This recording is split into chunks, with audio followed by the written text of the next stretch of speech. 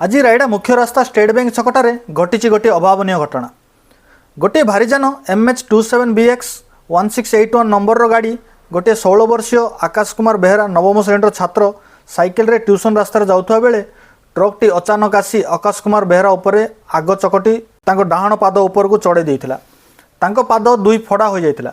आकाश बहुत जोर रे चित्कार करथिवा हेतु गाड़ीटी पछकु करथिला। आकाशको जीवन बंची जाइथिला। यही घटनाटी आज संध्या 7टा समय घटिला। आकाश कुमार ग्रामीण जल जोगाण एवं परिमल विभागर नारायण बेहरा और अबकारी विभागर रीना बारिकों पुओ बोली जमापड़ी।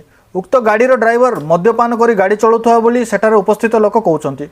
घटनास्थल में पुलिस पहुंची तदंत आरंभ करिछि। आकाश कुमार बेहरा को रायगड़ा मुख्य चिकित्सालय भर्ती करा जायछि। रायगड़ा मुख्य चिकित्सालय कौन सुविधा नथिबा हेतु आकाश कुमार को उत्तम चिकित्सा भुवनेश्वर सम हस्पिटाल को नियाजिबो बोली सूचना मिली।